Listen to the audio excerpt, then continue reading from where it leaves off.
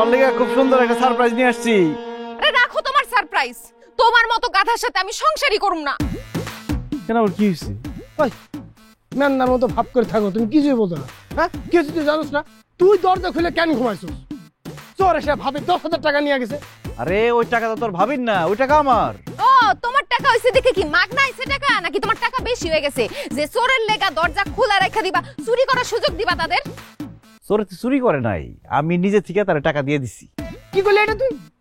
হ্যাঁ, কালকে রাতে আমি দরজা খুলে রাখছি চোরের জন্য, এটা সত্য। আমি কি চাইছি? আমি চাইছি চোর চুরি করতে আসবে, মালপত্র নিয়ে যখন বাইরে হইব তখনই তারে খপ করে ধরুম।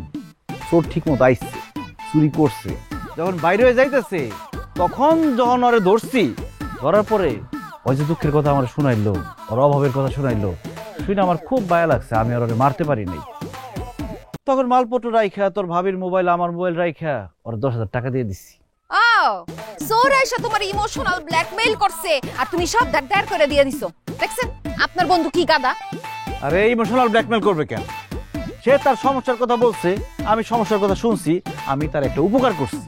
এই টাকা পয়সা পাওয়ার পর থেকে কি সে চুরি ছাইড়া দিবে? আর চুরি করবে না? এই টাকা খাওয়া শেষ হইলে এটা আবার চুরিতে নামবে। সেই সম্ভাবনা আর নাই, কারণ আমি চোররে বলছি আগামী মাস থেকে আমাদের খেতে কাজ করতে। সে রাজি হয়েছে। সে বলছে সে যদি কাজ পায় আর জীবনে কোনোদিন চুরি করবে না। এই শফিক, তুই দিকে যা, আমার বললো আমার একটা স্পেশাল কথা আছে। আসলে আমি ভুল, আমি মনে করতাম যে আমি গাধা, আসলে দেখছিস আমি গাধা না, তুই একটা জম গাধা। গাধা না তুই, আর ভাবি আছে এই জন্য কইলাম না, গেলাম। এই জন্যই তোর বউ তোরে মারে। যা। তোমার বউ তোমার এখন মারবো? কি বলো? আমি তোমার জন্য যে জিনিস নিয়ে আসছি ওটা দেখার পরে শুধু আদর করবা, মারবা না। কি আনছো? মোবাইল। এটাও মোবাইল কিনে আনছি তোমার জন্য। মোবাইল কিনতে কখন গেলা? মোবাইল কিনতে যাই নাই, মোবাইল আলাই আমার কাছে চলে আসছে।